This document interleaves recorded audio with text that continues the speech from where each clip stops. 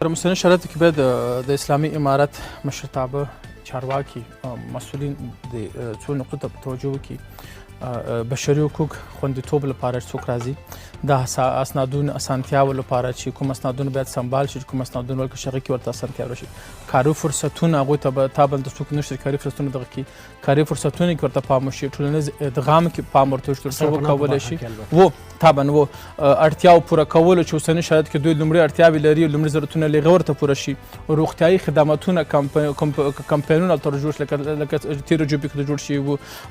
د ماشومانو لپاره د تعلیمي یا د مکتبونو یا د پوهنتونونو د مشکلاتو لپاره اسنادونه طبعا اغېز نه راوړل کېږي، او د تعلیم و تربیې یا د وزارت معارف یا د وزارت تحصیلات تعلیم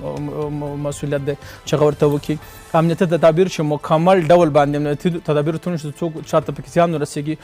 مهمه خبره دا چې بایومټریک سیستم یا هغه اسنادونه چې افغانان پکې مشخص چې خدای نخواسته داسې نه چې هغوی پر دغه پروسیجر کې یا د پروسې کې هغه اشخاص دلته را انتقال کړي چې هغه د اسلامي امارت لپاره په راتلونکي کې سردرد پیدا کړي. او دویم نړیوال مسؤلیت دی چې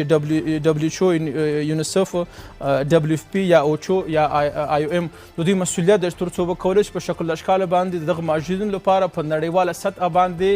مالی کومکونه مرستې لکه فرض مثال ځای، خوراک، پوشاک، څښاک او دوی د انتقال پروسې لپاره باید نړیوال فنډ راټول کړي تر څو وکولی شي ټول فشار یا فشارونه پر اسلامي امارت باندې نړیوال پروسیجر دی، نړیوال حق حقوق دی. ځکه چې افغانستان کې چا پوه زخمي نه شوی چې افغانستان کې بشري ناورین دی، خو دا هم یو بشري ناورین د پاکستان له لورې پر افغانستان باندې کېږي. بشر دی، غم بشر د خیر دی، غریب دی، ناتوانه دی،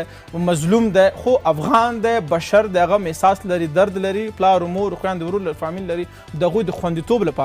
دغه سازمانونه باید په نړیوال باندې غږ تر څو وکولی شي دغه پروسه کامیابه شي، موفقه شي او افغانان په خپله په داخل افغانستان کې مدغم شي. ډېره زیاته مننه.